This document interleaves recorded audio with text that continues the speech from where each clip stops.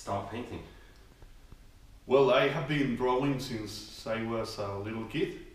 I draw since the moment I can hold a pencil in my hand, but I start like painting, I don't know, maybe like 10 or 11 years ago, like starting to experiment with acrylics, with oil, with spray paint and all kind of mediums.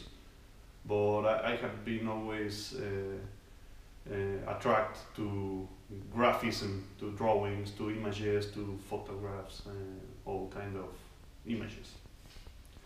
And when or how did you start painting, doing street art, painting outside? Well, in Mexico, the real graffiti boom was like in the mid 90s, and me and all my friends from the school, elementary school, like start watching a lot of tags and bombs and this kind of graffiti. And without knowing it, we were just starting to doing it because it was like the natural flow of the kids of our age, just to get a nickname by yourself or by your friends and start like putting your name everywhere.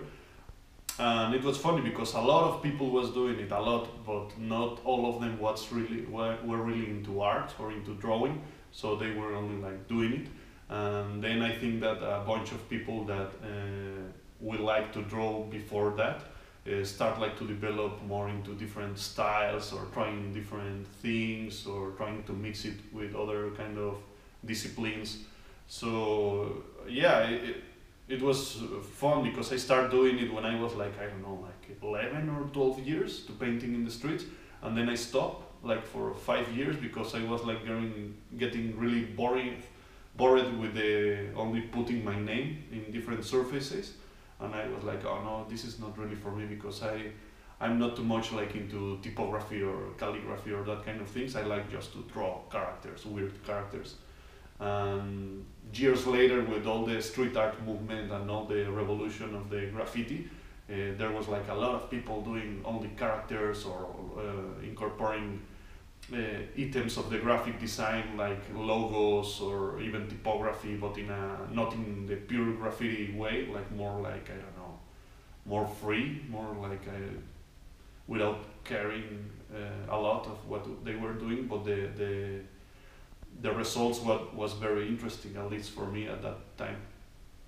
And how do you see the difference between painting in public places versus doing something that's going to be in a gallery? Yeah, well, I think that there has to be like a balance because I love to do both. I mean, it's really great to take your time and be in your studio or in your workplace, like painting and try to figure out how to deal with certain things and to solve certain communication or technical problems. But also painting in the street, in the public space, I mean, it's amazing because the feedback is just there. The people is just passing by and they talk with you and tell you what they think or what did they get of seeing your image, of seeing you working. And also, I don't know, it's more complete because you have like a lot of experiences that you will never have in the studio. I mean, there's people like coming to you bringing food or bringing a beverage, or there you have people calling to the police, and then in a minute you have to be dealing with the police. There's a lot of people that come and say they like it, and a lot of people come and say they don't like it or they don't understand it. So I mean, for me this is really cool because you're like with the audience just there. You don't need any kind of filter, not a gallery, not I mean, nothing. This is just your piece of work, and the audience, the people passing by, and I love that. I also think that you have to be like really careful when you paint in the street because you cannot be that violent, because if not, it's the same like advertising. You are not like taking aware of the neighbors, of the environment, of where are you painting. You just came and paint and I go. So I don't like that. I like to talk with the people. I like a lot to work with kids. The kids come by and tell me what they think. I don't know if the painting that I'm doing reminds them to some cartoon and some weird stuff they have just seen. I don't know. That's for me is the most important. But it's also very important to have like a good technique, not only making like messing up in the streets like that. So I also like to spend a lot of time drawing in my sketchbook, in the studio, or in a close place, or making productions for a gallery, for an exhibition, or painting in a gallery like here. So I mean, for me it's only drawing. It's just drawing in different places with different people, with different results, but I enjoyed all of them. Well, how do you think that street art can have a positive impact on communities, and if so, what do you think that impact is? Yeah, of course, I think it's a very powerful communication tool. I mean, it has a lot of positive impact, but it also has a lot of negative impact as well. It depends a lot of how the artist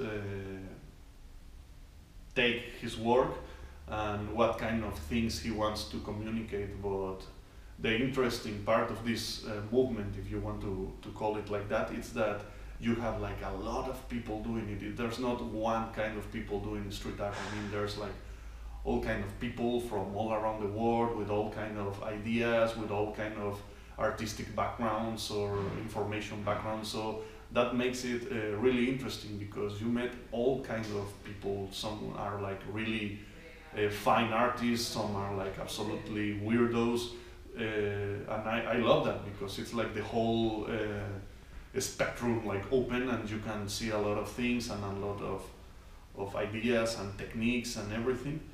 So I think it most of the time it's a positive impact, especially with the youth, with the kids, because I don't know, I try to remember when I was a kid with 10 years watching some guy painting, it was like, why is he doing that? Is somebody paying him? Is he doing it because he wants? Where does he learn? What's happening? It's like a lot of questions go through your head, and you start like figuring out how to do it, and growing up, and you start like, oh, this start to making sense, I can do this, I can talk about this, I can paint this way, or I can use stencils or wet paste or house paint or whatever.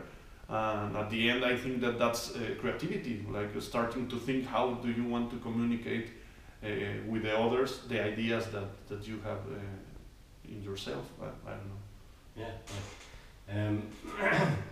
Is there anything that you think sticks out in your memory from this trip and from painting here in Falköping, or from your time here? Oh man, it's been amazing, because I mean, every single day we have been here in Falköping has been like completely different from the last one.